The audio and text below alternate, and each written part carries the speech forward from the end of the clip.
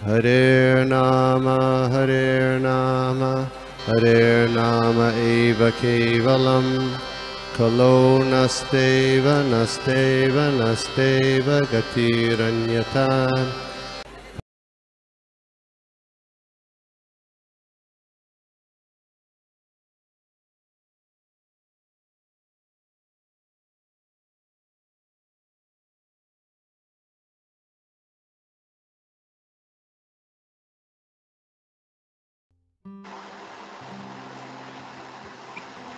ओम नमो भगवते वासुदेवाय। ओम नमो भगवते वासुदेवाय। ओम नमो भगवते वासुदेवाय। नारायणं नमस्कृत्यं नरं चैव नरोत्तमं देवीं सरस्वतीं व्यासं ततो जयमुदीरयेत्। नष्टप्रायेषु भद्रेषु नित्यं भागवत सेवया Bhagwati पुनश्लोके भक्तिर्भवति नैष्टिकी। Reading from Srimad Bhagavatam, Canto 3, Chapter 9, Text number 11. Tvam bhakti yoga paribhavita hrit saroja ashe shute kshitapatho nanada pumsham yadyadhyata urgaya vibhavayanti tattat papuh pranayase sadanugrahaya. Translation purport by His Divine Grace A.C. Bhaktivedanta Swami Srila Prabhupada. O my Lord, your devotees can see you through the ears by the process of bona fide hearing, and thus their hearts become cleansed, and you take your seat there. You are so merciful to your devotees that you manifest yourself in the particular eternal form of transcendence in which they always think of you. Purport. The statement here that Lord manifests himself before the devotee in the form in which the devotee likes to worship him indicates that the Lord becomes subordinate to the desire of the devotee, so much so that he manifests his particular form as the devotee demands. This demand of the devotee is satisfied by the Lord because he is pliable in terms of the transcendental loving service of the devotee. This is also confirmed in Bhagavad Gita. Ye yathamam prapadyante tam sutaya bhajamyaham. We should note, however, that the Lord is never the order supplier of the devotee. Here in this verse is particularly mentioned from Bhakti Yoga Paribhavita. This indicates the efficiency achieved through the execution of mature devotional service or prema, love of Godhead. This state of prema is achieved by the gradual process of development from faith to love. On faith, one associates with bona fide devotees, and by such association, one can become engaged in bona fide devotional service, which includes proper initiation and the execution of the primary devotional duties prescribed in the revealed scriptures. This is clearly indicated here by the word Shutekshita. The word Shutekshita path is to hear from a bona fide devotees who are conversant with Vedic wisdom, free from mundane sentiment. By this bona fide hearing process, the neophyte devotee becomes cleansed of all material rubbish, and thus he becomes attached to one of the many transcendental forms of the Lord as described in the Vedas. This attachment of the devotee to a particular form of the Lord is due to natural inclination. Each and every living entity is originally attached to a particular type of transcendental service because he is eternally the servitor of the Lord. Lord Chaitanya says that living entity is eternally a servitor of the Supreme Personality of Godhead, Sri Krishna. Therefore, every living entity has a particular type of service relationship with the Lord eternally. This particular attachment is invoked by the practice of regulative devotional service to the Lord, and thus the devotee becomes attached to the eternal form of the Lord, exactly like one who is already eternally attached. This attachment for a particular form of the Lord is called Swarupa Siddhi. The Lord sits on the lotus heart of the devotee in the eternal form of the pure devotee desires, and the Lord does not part from the devotee, as confirmed in the previous verse. The Lord, however, does not disclose himself to a casual or inauthentic worshipper to be exploited. This is confirmed in Bhagavad Gita. Naham prakasha sarvasya yogamaya samadhitana.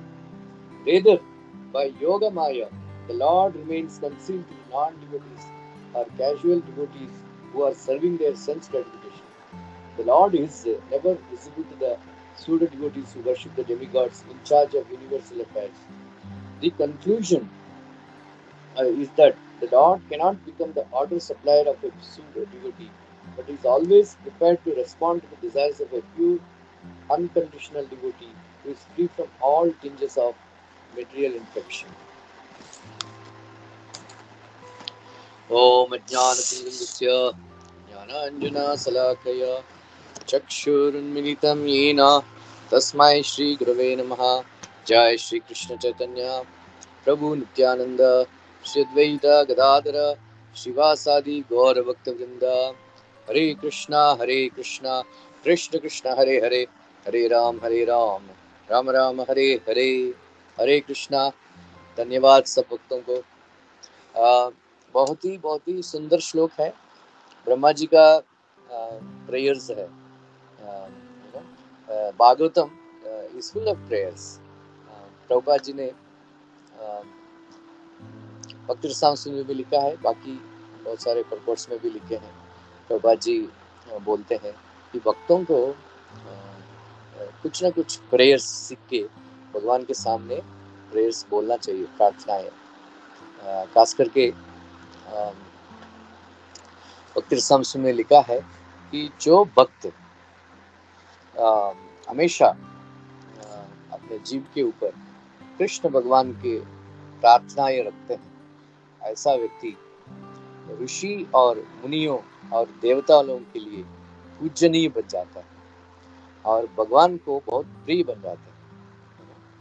मैंने बहुत बार कह चुका हूँ कि जो नए हैं उनके लिए बताऊंगा. भगवान शंकर जलप्रिय है. उनको बेलपत्ता और जल अर्पण करने से भगवान शंकर संतुष्ट हो जाते हैं. और भगवान सूर्य नारायण वो नमस्कार प्रिय है, इसलिए सूर्य नमस्कार करते हैं सब लोग. और लक्ष्मी देवी दीप प्रिय है, दीप अर्पण करना चाहिए हर दिन. और भगवान नारायण अलंकार प्रिय है और कृष्ण भगवान स्तुति प्रिय है. इसलिए भगवान को देखते ही प्रार्थनाएं ऑफर करना शुरू कर देना चाहिए. फिर ऐसा व्यक्ति भगवान को बहुत प्रिय बन जाते हैं और देवता लोग, मुनि लोग उनको पूजा करते हैं. ऐसा इतना बहुत ही इम्पोर्टेंट है. इसलिए प्रभुपाद जी ने बोला क्वीन कुंती का प्रेयर्स भगवान के सामने बोलना चाहिए, ब्रह्म संहिता प्रेयर्स. और खास करके प्रभुपाद जी लिखते हैं कि डीटी के सामने, भगवान के श्रीमूर्ति के सामने प्रार्थना ऑफर करने से भगवान बहुत प्रसन्न होंगे. इसलिए ब्रह्मा जी पहला हमारा भागवतम फर्स्ट कैंटो में पहला प्रेयर्स क्वीन कुंती का है और उसके बाद भीष्मदेव. ऐसा बहुत सारे प्रेयर्स है भागवतम में. और सेकंड कैंटो में शुकदेव गोस्वामी का मंगलाचरण प्रेयर्स. और ऐसा थर्ड कैंटो में डेमिगॉड्स, तीसरा स्कंद 5वां अध्याय में डेमिगॉड्स भी बहुत ही सुंदर प्रार्थनाएं करते हैं. प्रभुपाद जी बहुत ही सुंदर परपोर्ट्स भी लिखे हैं.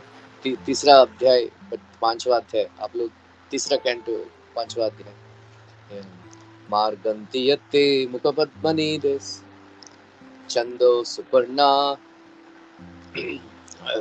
ऋषयो विविक्तः यद्यागमर्षोद शरीद्वरा है पदम पदम तीर्थपद प्रपन्ना. सो प्रभुपाद जी ये परपोर्ट में लिखते हैं कि ये दुनिया में सबसे श्रेष्ठ वस्तु क्या है, the greatest thing in the world. Prabhupada ji बोलते हैं भगवद गीता.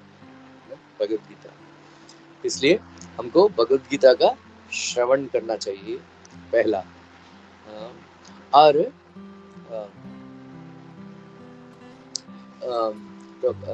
अगला श्लोक में डेमिगॉड्स बोलते हैं यश शृण्वतया श्रद्धया च भक्त्या समृज्यमाने हृदयावधाये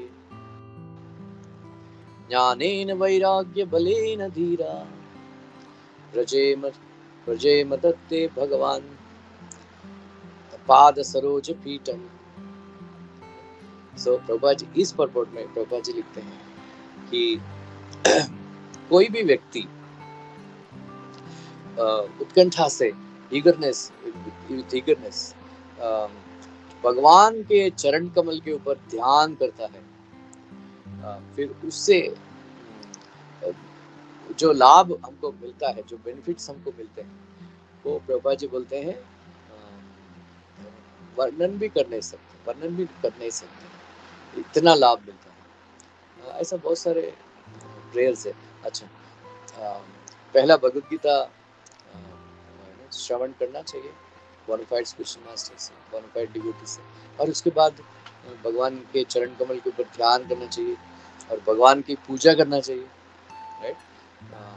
पहला स्कंद भागवतम में लिखा है कि तस्माद एकेन मनसा भगवान सात्वताम पति श्रोतव्या कीर्तितव्यश्च ध्येयश्च ध्येयः पूज्याश्च नित्यदा। तस्माद एकेन मनसा, एक मन होके निरंतर ध्यान में एक मन हो, सात्वताम पति है भगवान। तस्माद एकेन मनसा भगवान सात्वताम पति। प्रभुपाद जी बोलते हैं श्रोतव्य मीन्स हियरिंग, कीर्तितव्य मीन्स कीर्तन, ध्येयः मीन्स मेडिटेशन, और पूज्य वर्शिप।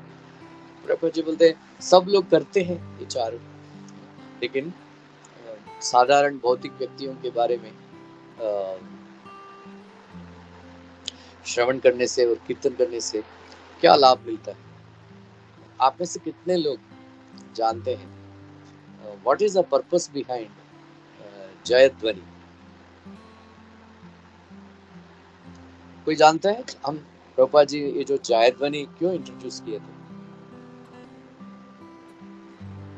जय Vishnupad Paramhans परिव्राजकाचार्य। Anybody? To glorify.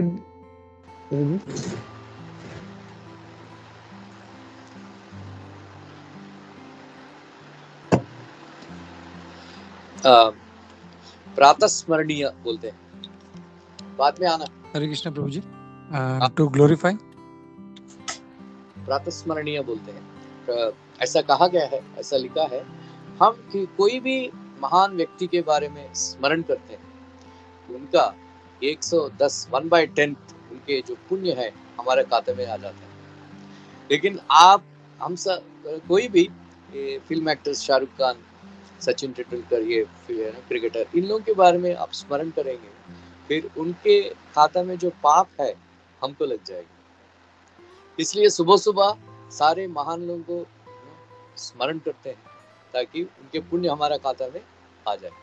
उनके पास बहुत पुण्य है, इसलिए कोई घटता नहीं ऐसा। ये बहुत ही इम्पोर्टेंट चीज है। श्रोतव्य कीर्तितव्य। सो ये जो श्लोक में कहा गया है कि श्रवण खानों के द्वारा भगवान का दर्शन मिलेगा हमको, इसलिए क्यों? धर्मः प्रोज्येत कैतवोऽत्र परमो निर्मशरणां सतां वेद्यं वास्तवमत्र वस्तु शिवदं तापत्रयोन्मूलनम्। श्रीमद्भागवतं महामुनि कृते किं वा परैरीश्वरः सद्यो हृदि अवरुध्यते शुश्रूभिस्तत्क्षणात्। सारे कैटव धर्मों को छोड़ के भागवतम का श्रवण करना चाहिए। भागवत का श्रवण करने से क्या होता है? ये जो 3 ताप है अपने मूल से उगाड़ जाएगा। इसलिए हमको हर दिन भागवत का श्रवण करने चाहिए। फिर इस विषय में श्री विश्वनाथ चक्र ठाकुर लिखते हैं परपोर्ट में कि जो व्यक्ति श्रद्धा के बिना भी भागवत श्रवण करने से उनको कृष्ण प्रेम मिल जाता है। फिर जो लोग श्रद्धा के साथ भागवत श्रवण करते हैं तो तुरंत कृष्ण प्रेम मिल जाता है। और एक बात, बहुत ही अच्छी बात लिखते हैं कि कोई भी व्यक्ति श्रद्धा बैठ के श्रद्धा से भागवतम श्रवण करने लगता है, ऐसा व्यक्ति के बारे में सोच के श्री कृष्ण भगवान फेस्टिवल मनाते हैं, उत्सव मनाते हैं तत्क्षणात्। इसके बारे में विश्वनाथ ठाकुर लिखते हैं कि कोई भी व्यक्ति कृष्ण कथा सुनने लगते हैं, भागवतम का कथा सुनने लगते हैं, वो बोनाफाइड स्पिरिचुअल मास्टर के द्वारा।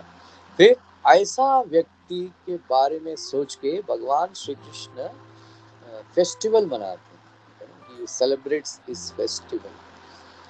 और उतना ही नहीं, जब हम भगवान कृष्ण के कथाओं को श्रवण करते हैं, पान करते हैं, फिर ऐसा व्यक्ति का हृदय में, हमारे सबके हृदय में भगवान विष्णु चतुर्भुज रूप में विराजमान है और न्यूट्रल है, ये न्यूट्रल है।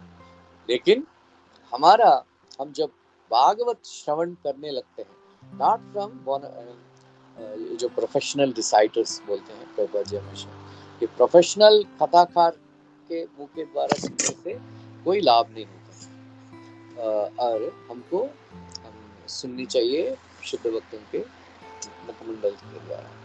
फिर ऐसा व्यक्ति का हृदय में भगवान श्री कृष्ण प्रवेश करते हैं और चतुर्भुज विष्णु को पुश आउट करते हैं और भगवान कृष्ण विराजमान हो जाते हैं परमानेंटली, छोड़ेंगे नहीं। हम छोड़ना चाहेंगे तो भी कृष्ण भगवान हमको छोड़ के नहीं जाएंगे, और कैसा भी करके ट्रिक्स प्ले करके हमको उनके पास ले जाने के लिए पूरा प्रयत्न करते हैं श्री कृष्ण भगवान। तो किस व्यक्ति को? जो श्रद्धा से भागवतम का श्रवण करता है। इसलिए हर दिन आप लोग भागवत का श्रवण करना चाहिए। श्रवण करने से भगवान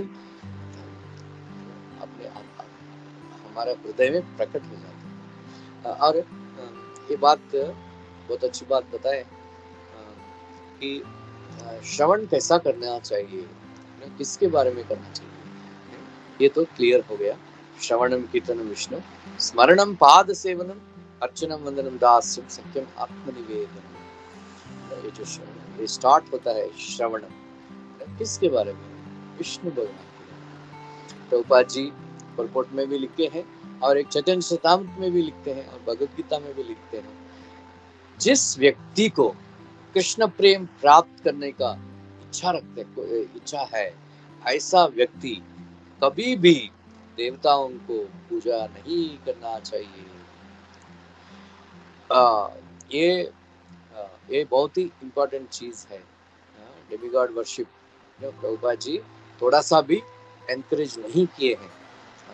फिर प्रभुपाद जी बोलते हैं जिसको कृष्ण प्रेम चाहिए होगा, ऐसा व्यक्ति कोई डेमीगॉड का वर्शिप नहीं करना चाहिए।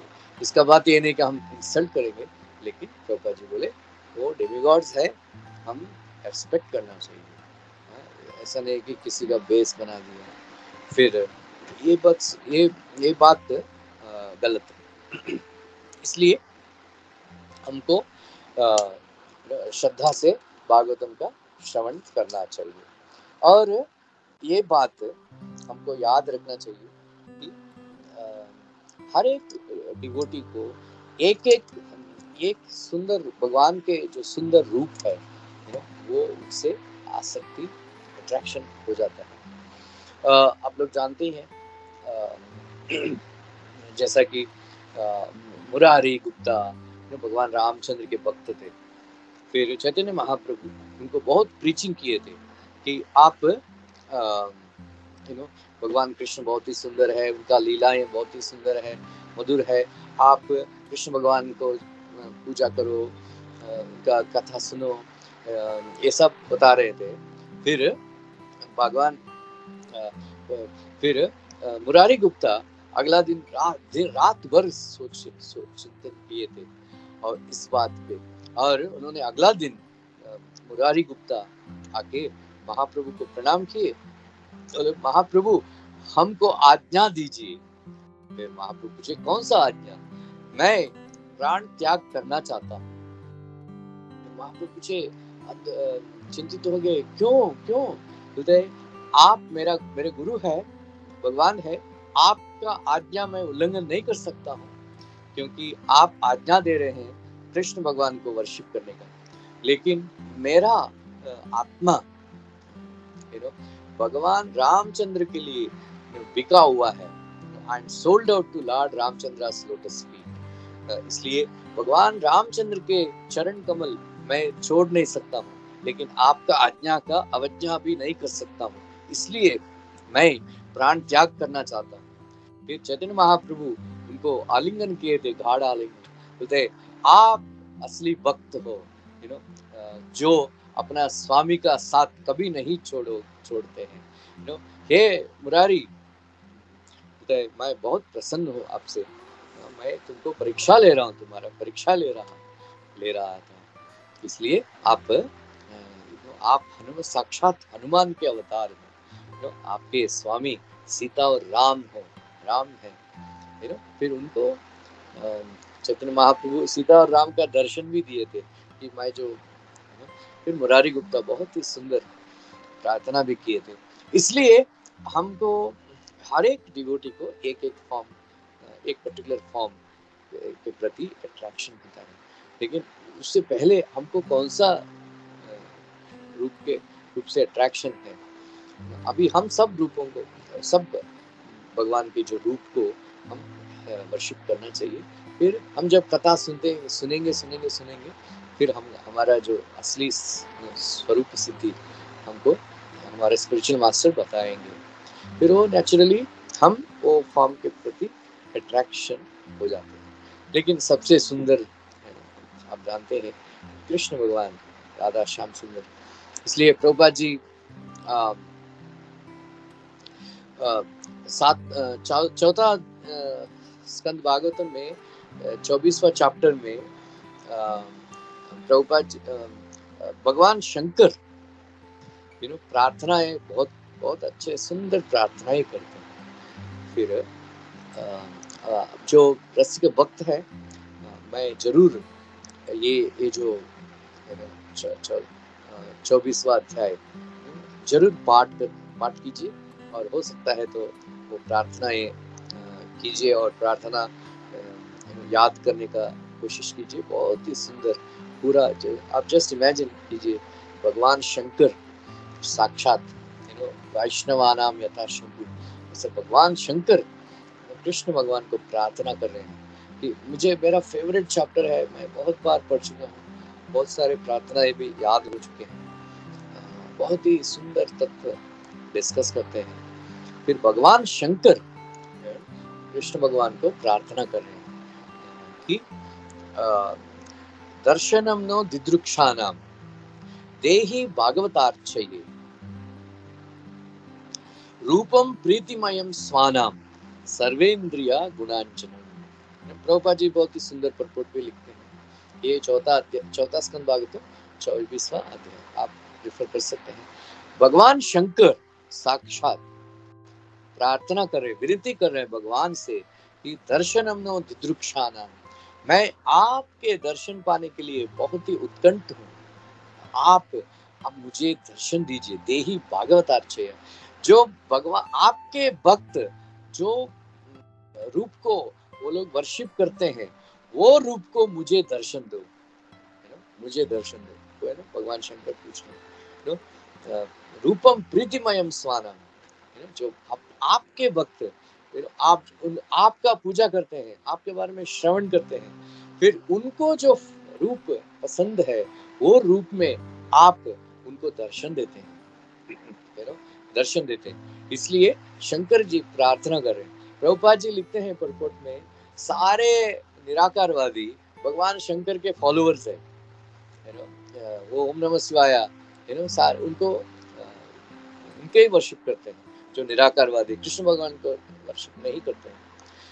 फिर प्रभुपाद जी लिखते हैं, जो जिस व्यक्ति, जिस भगवान को ये जो सारे निराकारवादी पूजा करते हैं, फिर वो लोग सोचते हैं कि भगवान को रूप नहीं है, ऐसा भगवान शंकर कृष्ण भगवान को प्रार्थना कर रहे हैं कि आपका सुंदर रूप हमको दिखाइए।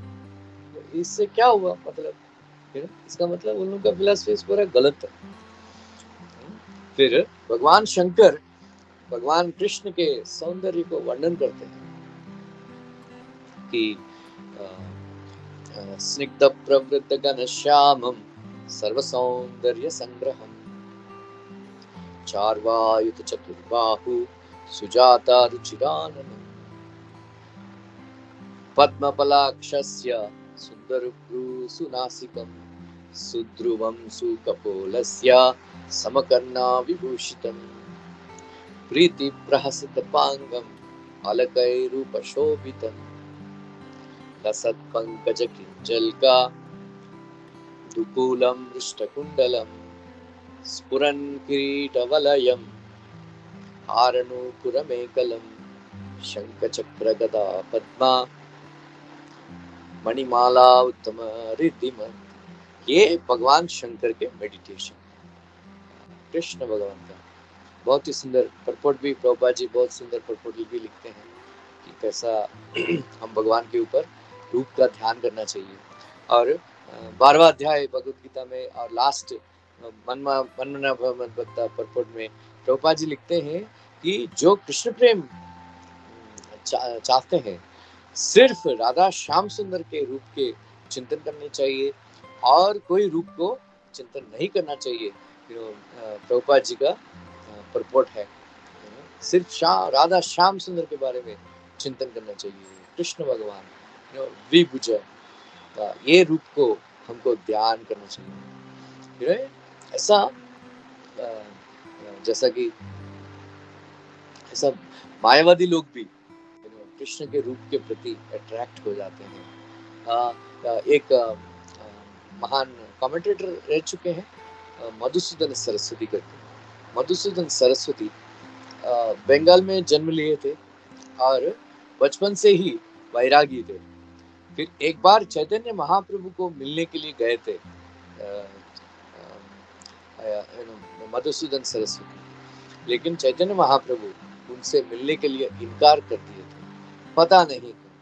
फिर उन्होंने, वो बचपन से कृष्ण भक्त थे, लेकिन जब थोड़ा बड़े हुआ और जब महाप्रभु इनकार कर दिए मिलने से, वो बहुत ज़्यादा निराश हो गया। फिर बनारस चले गए। फिर बनारस में बहुत सारे मायावादी लोग, सब आप लोग जानते हैं, बनारस में पूरा भरे पड़े हैं मायावादी लोग। उन लोगों के साथ संग करके वो भी बहुत बड़ा मायावादी बन गए और विद्वान थे पूर्व जन्म सुकृति के वजह से। और उन्होंने एक अद्वैत शंकराचार्य का संप्रदाय में जो एक गुरु से उन्होंने दीक्षा ली थी और उन्होंने बहुत अभ्यास करके ध्यान वगैरह प्रैक्टिस करके सिद्धि प्राप्त कर ली। उन्होंने एक किताब लिखे थे, उनका नाम था अद्वैत सिद्धि। फिर बहुत ही रोमांचक कहानी है। फिर मध्वाचार्य का संप्रदाय के लोग उनको वो किताब को हराने के लिए एक मध्वाचार्य संप्रदाय का सन्यासी ढूंढ करके मधुसूदन सरस्वती का शिष्य बन के और अद्वैत सिद्धि सीख के फिर उसको कैसा हराना है करके वो भी सीख के फिर उन्होंने चला गया और उनको अद्वैत सिद्धि को डिफीट करते हुए उन्होंने वैष्णव ग्रंथ लिखे थे, बहुत ही।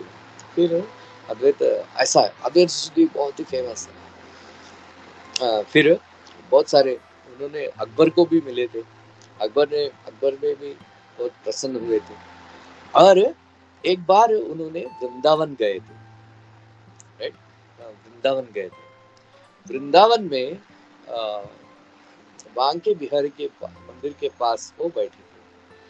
फिर एक वैष्णव भक्त, महान वैष्णव भक्त, उन्होंने मधुसूदन सरस्वती को देख के पहचाने और उन्होंने पूछा था आप ही मधुसूदन सरस्वती हो? उन्होंने बोला हाँ। फिर आपने ही अद्वैत सिद्धि किताब लिखे हो? हाँ। अच्छा, मैं एक प्रश्न पूछता हूँ, आप लोग बहुत ही वाद विवाद करते हैं वैष्णव लोग और उनको हराते भी है। फिर मेरा एक प्रश्न का जवाब दो। तो हाँ दीजिए, बोलिए, पूछिए। उन्होंने बोला आप जब कोई वैष्णव के ऊपर आप जीत लेते हैं, आप उल्लसित और आनंदित हो जाते हैं और सोचते हैं कि मैंने हरा दिया इसको, वो आनंद लेते हैं। फिर बोला हाँ, जब कोई भी आपको हरा देते हैं आप दुखी हो जाते हैं? बोलते हाँ। फिर वैष्णव ने काउंटर किए थे, बोला आप फिर आप अद्वैत सिद्धि कैसा प्राप्त किया? क्योंकि आप सोच रहे हैं मैं और मेरा जीत और हार और जीत के बारे में सोच रहे हैं कि फिर आप अद्वैत सिद्धि का कैसा किया? फिर आप तो ढोंग है। फिर उनको आश्चर्य हो गया, फिर दुख हो गया, तो मैंने क्या किया, ये सही है। फिर उन्होंने एक बहुत ही महान सन्यासी थे, मधुसूदन सरस्वती, महान। फिर ऐसा व्यक्ति ये वैष्णव को साक्षात साष्टांग दंडवत प्रणाम किए, बोलते अभी मैं क्या करूं, व्हाट शुड आई डू? फिर उन्होंने एक कृष्ण मंत्र दिए थे, कृष्ण मंत्र जप करो, ये असली आनंद आपको मिलता है, इसी में असली आनंद है। ये अद्वैता ये सब नॉनसेंस है, टाइम वेस्ट। श्रेयश्रुतिं भक्तिं उद्पश्यते क्लिश्यन्ति ये केवल बोधलब्धये तेषां शश्वते नान्यत् यथा स्थूल तुषावगातिन। भक्ति मार्ग छोड़ के और कोई मार्ग प्राप्त करते हो, वो लोग भूसा को मारने जैसे है, उससे धान्य नहीं निकलता। फिर आप कृष्ण भगवान के रूप के ऊपर ध्यान करते हुए आप ये हरे कृष्ण महामंत्र जप करो। फिर उन्होंने, वैसा तो वो महान व्यक्ति थे, ध्यान में वगैरह वो हमारे जैसा नहीं है, 20-25 साल से जप किया, कुछ मिला नहीं। लेकिन वो लोग, जैसा कि आप लोग सुने हैं, नारद मुनि ध्यायते चरणाम भोजन भावनिर्जित चेतसा औकंठ्य अश्रुकुलक्षस्य धृति आसीन में शनै हरि। जैसा उन्होंने नारद मुनि तस्मिन् निर्मलजैरण्ये पिपलोपस्थ आश्रितः आत्मनात्मानम् आत्मस्थं यथाश्रुतम् अचिन्तयेत्। बहुत दिन चलने के बाद उन्होंने एक पीपल के झाड़ के नीचे बैठे हैं और जो उन्होंने सुने हैं भक्ति वेदांत से, वो उसके ऊपर भगवान के रूप को पर ध्यान करने लगे, तो भगवान तुरंत उनको दर्शन दिए थे। वैसा वो लोग सिद्धि प्राप्त करते, बहुत जल्दी सिद्धि प्राप्त करते। फिर जो मधुसूदन सरस्वती, उन्होंने बहुत ही श्रद्धा से ध्यान पूर्वक अटेंटिवली जब ये मंत्र जप किए थे, फिर वो लीला श्याम सुंदर भगवान का दर्शन प्राप्त हृदय में। तो दर्शन देख लिया तो ऐसा इतना बड़ा मायावादी कृष्ण भक्त बन गए।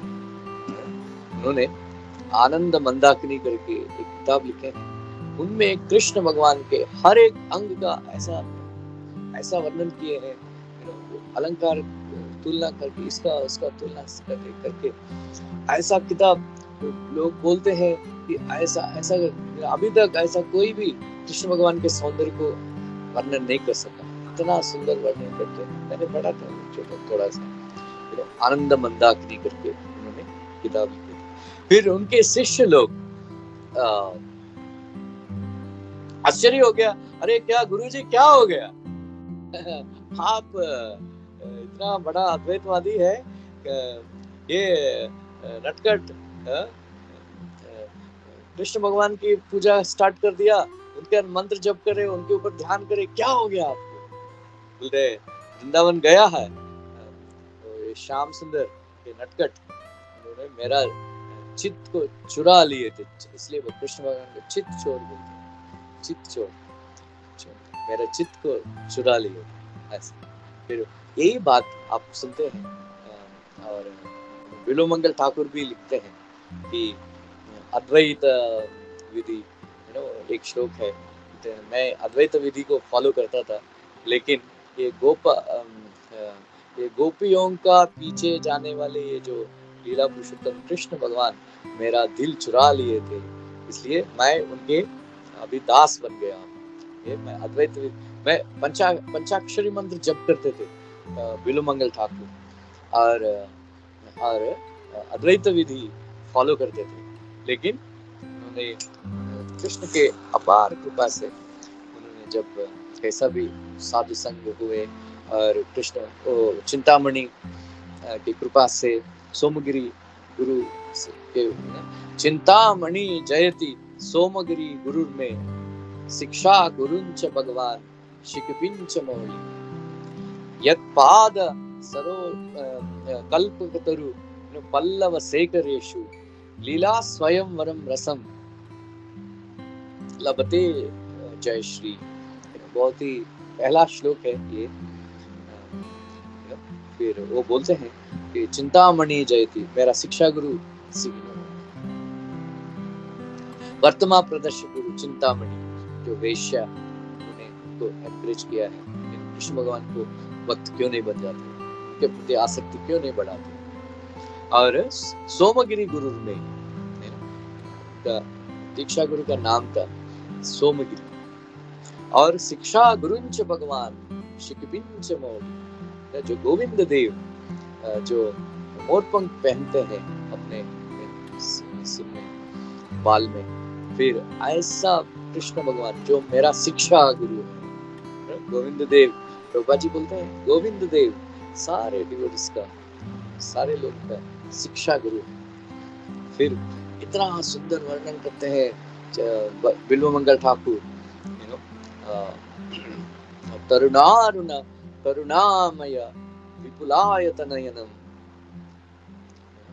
और कमली कुछ कलशी बर विपुलीकृत पुलकम वेणुरभ लहरीकृत मुनिमानस नलिनम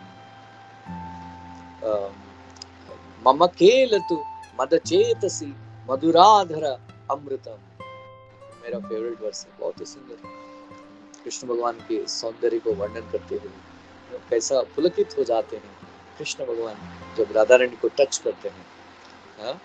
और तरुणारुण करुणामय विपुलायत नयन, उनके आंखें जब सूर्य उदय होते हैं उस समय जो लालपन होता है वो ऐसे लाल लाल है कृष्ण भगवान के अरुणोदय। और करुणामय, कृष्ण भगवान है फिर भी करुणामय है, उनके आंखों में से दया के कांति निकलती है, दया के किरण निकलते हैं। और वेणुरवा, फिर वो वेणु बजाते हैं, वेणुरवा लहरी गीता जो वेव्स है पूरा। फिर मुनिमानस नलिनम, ये जो मुनि लोग ध्यान करते रहते हैं फिर उनके ध्यान भंग कर देते हैं। मम केलतु मदचेतसी मधुराधर अमृतम, ऐसे कृष्ण भगवान का अधरा अमृत मुझे चाहिए, ऐसा करके वर्णन करते हैं। ये सब मैजिक है।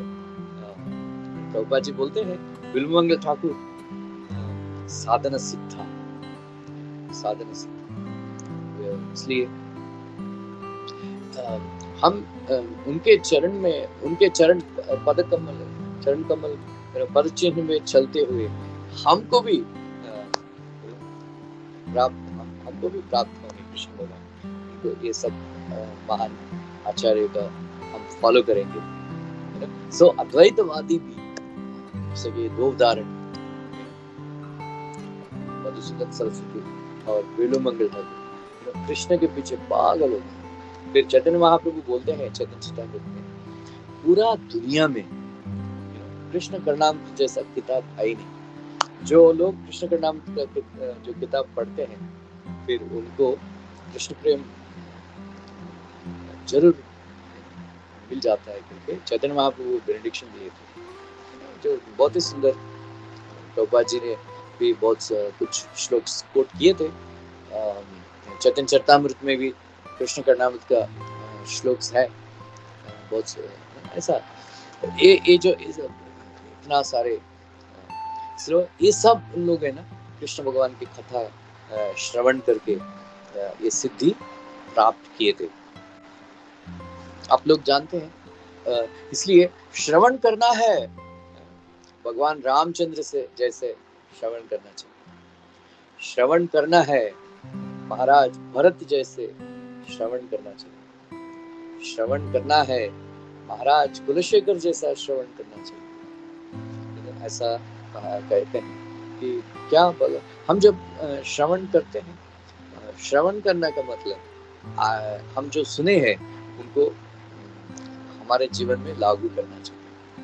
ये श्रवण किया, सुन लिया और चला गया, फिर क्या लाभ? हम जो सुने हैं फिर उसको हमारा जीवन में लागू करना चाहिए। और भगवान रामचंद्र का नाम क्यों लिखा है, क्या नाम दिया है?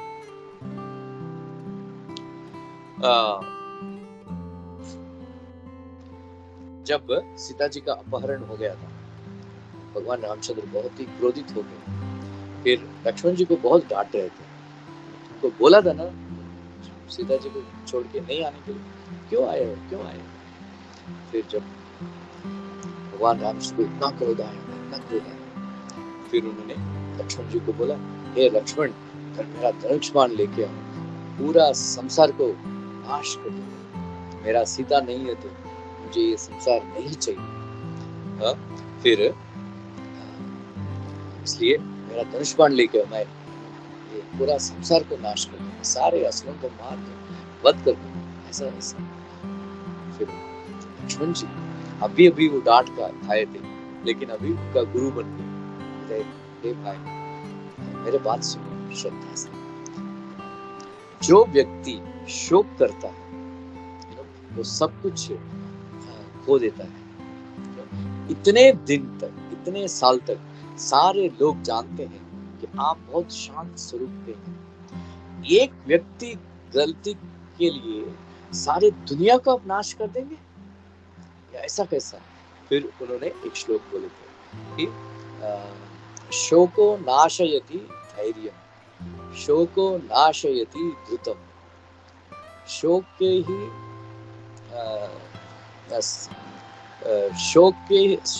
नाशयति सर्वम, शोक ही रिपवो, सर्व रिपवो। उन्होंने बोलते हैं कि शोक जो है, लैमेंटेशन जो है, धैर्य, पेशेंस को डिस्ट्रॉय कर देता है। शोक ही धृता का मतलब डिटर्मिनेशन, दृढ़ निश्चय, उसको नाश कर देता है। और शोकम के वजह से, शोक के वजह से सब कुछ नष्ट हो जाता है। इसलिए आदमी के सबसे बड़ा शत्रु शोक है। इसलिए हे भगवान, ये जो उत्साहमय होता है वो जीवन में कोई भी ऐसा चीज नहीं होता है वो नहीं प्राप्त कर सकता है। इसलिए उत्साहमय होके हम ढूंढेंगे सीता को। आप एक व्यक्ति का गलती के लिए पूरा दुनिया को नष्ट कर देंगे, ऐसा करके लक्ष्मण जी उनको उपदेश दे दे। फिर भगवान रामचंद्र इतना अच्छा श्रवण किए थे और ओके उनका क्रोध चला गया, ठीक है चलो सीता जी को ढूंढते। ऐसा हम जो भी सुनते हैं ना, हम हमारा जीवन में लागू करना चाहिए।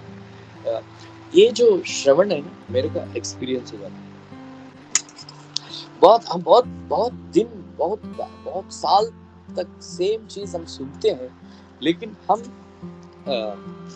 हमारा जीवन में लागू नहीं करते हैं। लेकिन बहुत साल से मैं भक्ति रसायन सिंधु पढ़ रहा था, लेकिन वो जो भक्ति रसायन सिंधु में लिखा है मेरा जीवन में लागू नहीं कर रहा था। लेकिन भगवान की कृपा से वो सिर्फ पढ़ रहा था उस समय, लेकिन बहुत साल के बाद मैं बत्तीर स्वामी सिंधु का श्रवण किया था।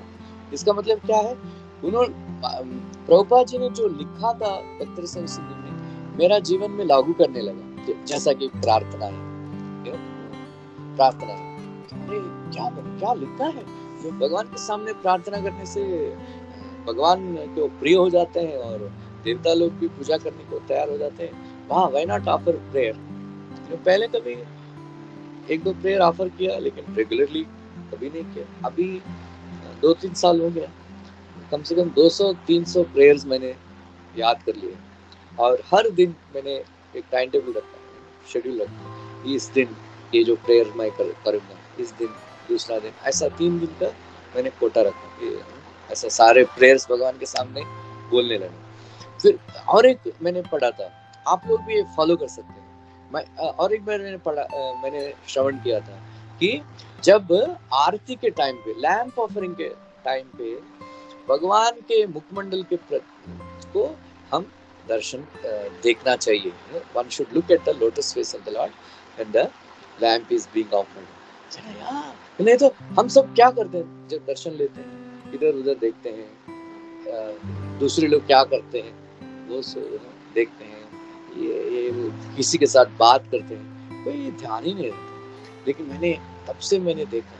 फिर प्रभुपाद जी लिखते हैं कि जो व्यक्ति लैंप ऑफरिंग के टाइम पे, दीप ऑफरिंग के टाइम पे कृष्ण के मुखमंडल को देखते हैं, ऐसा व्यक्ति का 1 करोड़ साल का गो हत्या पाप, ब्रह्म हत्या पाप, ये सब नष्ट हो जाते हैं। वाह, ऐसा बहुत सारे चीज मैंने इम्प्लीमेंट करने लगा। जैसे कि पहले क्या करते थे, अब सब लोग ऐसे ही करते हैं, आधा टेम्पल में आधा डिवोटीज ऐसे ही करते हैं कि गुरु पूजा में क्लास समाप्त होते ही सब लोग छोड़ के चला जाते हैं। कीर्तन में कोई नाचते नहीं, सब लोग चले जाते।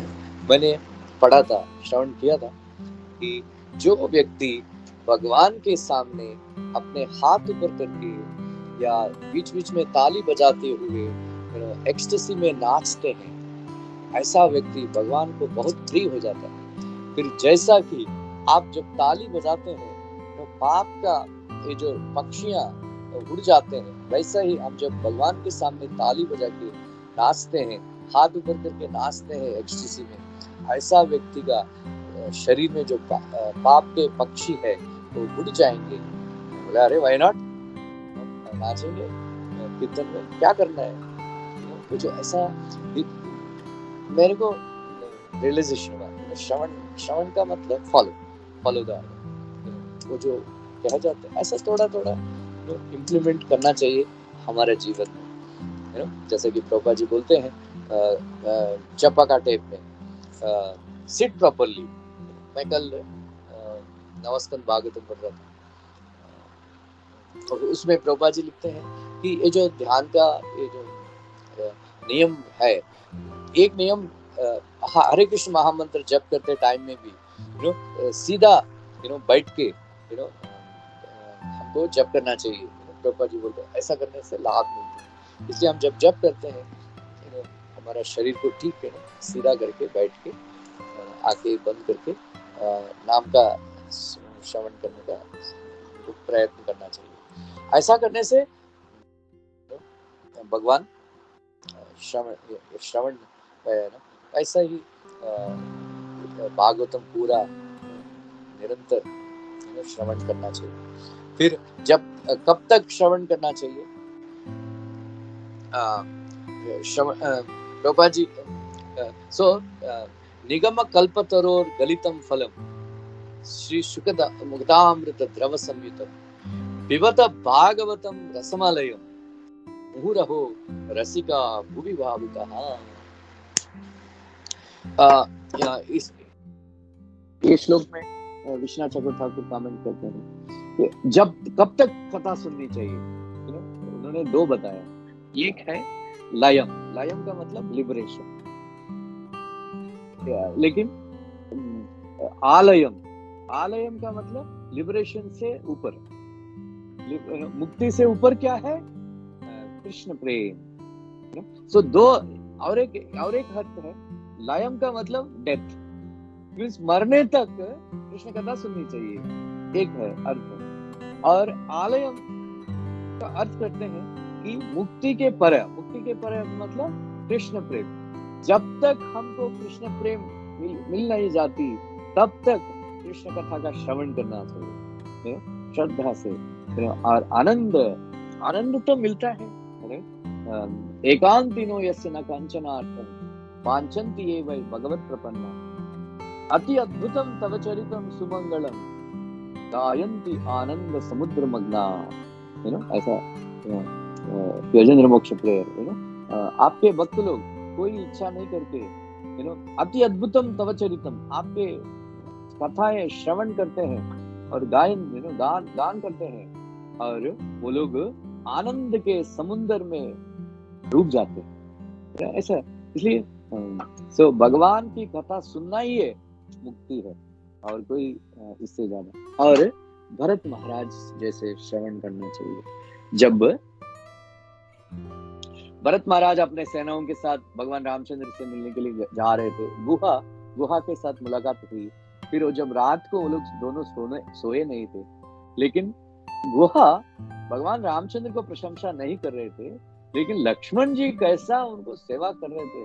लक्ष्मण जी सो नहीं रहे थे, उनका पहरा कर रहे थे, पहरा दे रहे थे, फिर कैसा सेवा कर रहे थे, फिर लक्ष्मण जी का गुणगान कर रहे थे। भरत महाराज बहुत आसक्ति से सुन रहे हैं। क्योंकि ऐसा कहा गया है कि भरत महाराज के भाई है लक्ष्मण, वो जानते हैं उनका भगवान रामचंद्र के प्रति भक्ति, इसलिए उन्होंने गुहा का बात नहीं काटे थे। मैं जानता हूँ, वापस तुमको बोलने का जरूरत नहीं। फिर तुरंत वापस आनंद ले रहे थे जब लक्ष्मण जी का गुणगान कर रहे थे। वैसा ही हमको ये नहीं सोचना चाहिए, अरे ये सुन लिया, ऐसा नहीं। प्रभुपाद जी बोलते हैं 108 बार ध्रुव महाराज का चरित्र पढ़नी चाहिए, 108 बार प्रहलाद चरित्र पढ़नी चाहिए। ऐसा फिर मैं कोशिश करता हूँ, जब भी और एक बार पढ़ता हूँ और आनंद मिलता है। ऐसा नहीं कि पढ़ लिया मैं जानता, ये रस है, ये ऐसा रस है। आप लोग जानते ही है महाराज कुलशेखर जब कथा श्रवण करते थे, रामायण का कथा श्रवण कर रहे थे एक बार, फिर ऐसा घटना आई थी, वर्णन हो रहा था कि भगवान रामचंद्र अकेले 14,000 राक्षसों के साथ युद्ध कर रहे हैं जनस्थान में। फिर उन्होंने ऐसा आवेश हो गया उनको कथा श्रवण करते करते, फिर उनको प्रधान सेनापति को बुला के तो आज्ञा दिए थे कि तुरंत तुम जनस्थान के लिए निकलो और भगवान रामचंद्र को मदद करो। वो अकेले 14,000 सैनिकों के साथ युद्ध कर रहे हैं। फिर वो मंत्री वो लोग विविल्ड हो गए, समझे क्या करे। फिर उन्होंने सोचा था एक गुड़ाचारी को भेजे, तुम जाओ बोलो कि भगवान रामचंद्र, उन्होंने आके बोला कि भगवान रामचंद्र अभी युद्ध जीत लिए हैं, उन्होंने मैसेज दिया है, संदेशा दिया है कि आपको सेनाओं को भेजने का जरूरत नहीं है। ऐसा फिर तभी से वो लोग ने डिसाइड किए थे कि अभी ऐसे घटना वर्णन नहीं करने का, स्किप कर देने का, अच्छा ये जो ऐसा फिर एक बार जो हर दिन जो श्रवण कराते थे, पाठ करते थे, वो ब्राह्मण को जाना पड़ा और किधर, और उनका बेटे को भेजा। तो बेटे को इंस्ट्रक्शंस ब्रीफिंग नहीं किया है, इसलिए उन्होंने वर्णन करने लगे कि अभी रावणासुर आए हैं और रावणासुर सीता जी को अपहरण करके अपने रथ पे बिठा के श्रीलंका लेके जा रहे हैं, ऐसा करके वर्णन हो गया। फिर महाराज कुलशेखर मग्न हो गए थे, पूरा मग्न हो गए थे। फिर उन्होंने एक घोड़े के ऊपर बैठे हैं, बोलते अब भी मैं जाऊंगा, रावणासुर को वध करके माता सीता को बचा के लेके आऊंगा और भगवान रामचंद्र के साथ मिलाऊंगा। ऐसा करके उन्होंने बोल के उन्होंने घोड़े के ऊपर बैठ के समुद्र में प्रवेश करने लगे। समुद्र में जा रहे थे, सारे लोग विचलित हो गए, कंफ्यूज हो गए, क्योंकि अभी क्या करें, अभी क्या कर रहे हैं, महाराज को पागल हो गया। ऐसा कौन करता है, ऐसा वैसा। फिर इसी बीच में जब समुद्र में और गहरे में जा रहे थे, उस समय भगवान राम और सीता और राम तो आकाश में उन्हें दर्शन दिए थे। हे कुलशेखर आழ்वार, आप रुक जाओ, अभी मैं रावण को वध करके सीता जी को वापस लेके आया, आपको आने का जरूरत नहीं। फिर प्रणाम किए, बहुत आनंदित हो गए, दर्शन मिला सीता और राम का। फिर भगवान रामचंद्र ने उनको थोड़ा समझा रहे थे, डांट रहे थे, ये कुलशेखर ऐसा कैसा कर सकते हो, तुम समुद्र में एंट्री कर रहे हो, डूब के मर जाते हो, ऐसा पागलपन अच्छी बात नहीं है। फिर महाराज कुलशेखर ने बोला कि हे भगवान, आप सारे लोग लड़की के पीछे, स्त्री के पीछे पागल है, मैं आपके पीछे पागल हूँ, ये पागलपन अच्छा है, पागलपन अच्छा है। जैसा कि जब चैतन्य महाप्रभु पागल जैसे एक्टिंग कर रहे थे, ऐसा माँ यशोदा, सची माँ वगैरह वो लोग बहुत ही अनसन थे। लेकिन जब श्रीवास ठाकुर आए थे, वो उन्होंने महाप्रभु का स्थिति देख के उन्होंने जजमेंट पास किया कि ये पागलपन नहीं है, अत्यंत कृष्ण प्रेम, हाईएस्ट कृष्ण प्रेम। फिर श्रीवास ठाकुर बोलते हैं कि मैं भगवान से प्रार्थना करता हूँ, ऐसा पागलपन मुझे भी दे दो। फिर महाप्रभु बोलते हैं कि हे श्रीवास, तुम भी बोला होता कि मैं पागल हूँ, फिर मैं जरूर गंगा में डूब के मर जाता, मेरा प्राण रक्षा कर दिया कि तुमने पहचाना ये, क्योंकि श्रीवास ठाकुर बोला ये कृष्ण भक्ति है, हाईएस्ट लेवल कृष्ण भक्ति है, ऐसा। फिर बाद में महाराज कुलशेखर आழ்वार, वो सारे मंत्री लोग, कुछ लोग सोच रहे थे कि इतना मग्न हो गए हैं, एक ना एक दिन छोड़ के चला जाएगा, इसलिए उसको कैसा भी वैष्णवों के ऊपर प्रति विश्वास तोड़ना चाहिए, ताकि ये लोग आके उनको कथा नहीं सुनाए। उन्होंने क्या किया, उन्होंने षड्यंत्र रचाए थे। उन्होंने क्या किया, जो भगवान को, जो श्री विग्रह को वर्शिप करते थे, बहुत ही बहुमूल्य रत्न खचित आहार वगैरह पहनाते थे भगवान को, फिर उनको छुपा दिए और कैसा भी करके उन्होंने केस बनाया कि आपके जो श्रवण कराते हैं, भागवत कथा करते हैं, वही ब्राह्मण, वही वैष्णव लोग, ये इतना बहुमूल्य ये जो चोरी कर लिया। तो महाराज कुलशेखर बहुत दुखी हो गए थे, उन्होंने पढ़ लिया था कि मेरे वैष्णव ऐसा काम कभी नहीं करते हैं, ठीक है, एक परीक्षा रखेंगे, ठीक है, क्या कि मैं एक बर्तन, एक डब्बा लो, एक बॉक्स लो, वो बॉक्स में काला नाग, सर्प है ना, काला नाग कोबरा रखो, यदि मेरे वैष्णव चोरी किया होता, ये जो नाग मुझे काट देगा, यदि मेरा वैष्णव चोरी नहीं किया, फिर ये सांप नहीं काटेगा। इसलिए ऐसा बोल के उन्होंने हाथ रख दिया तो ऐसा इतना जहरीली सांप था, तो जब काटा उससे उनको कुछ नहीं हुआ, वो नहीं काटा, कुछ नहीं काटा नहीं था, इसलिए प्रूव हो गया। फिर सारे मंत्री लोग क्षमा मांगे थे, ऐसा है। फिर बाद में महाराज कुलशेखर असली में छोड़ दिए थे और श्रीरंगम चले गए और कृष्ण भगवान का वर्शिप किया। फिर जब कृष्ण भगवान बालाजी दर्शन दिए थे, फिर बालाजी कुलशेखर आपको क्या वर मांगो, तो फिर उन्होंने बोला आप तिरुपति मंदिर में हमको ये जो द्वार में जो लकड़ी होता है ना, उसको बोलते हैं, क्या बोलते हैं, उसको बना दीजिए। कुलशेखर पड़ी बोलते हैं, कुलशेखर पड़ी, वो जो द्वार में जो डोरवे होता है, उसको फिर ऐसा बन के अभी भी रहते हैं कुलशेखर आழ்वार। भगवान के दर्शन करते हुए हर दिन हर क्षण भक्तों का पाद धूलि लेते हुए, ऐसा ये इसलिए बोलते हैं श्रवण करना है तो महाराज कुलशेखर जैसा श्रवण करना चाहिए, तभी साक्षात भगवान दर्शन दिए हैं ऐसा। और उन्होंने बहुत ही सुंदर काव्य लिखे हैं, मुकुंदमाला स्तोत्र, राइट। प्रभुपाद जी का एक फेवरेट श्लोक था, कृष्णा त्वदीय पद पंकज पंजरांतम आद्यैव मे विशतु मानस राजहंसं प्राण प्रयाण समये कफवात पित्तो कंठावरोधन विधौ स्मरणं कुटस्थे, ऐसा। एनीवे बहुत टाइम हो गया, आप लोग को जाना है। तो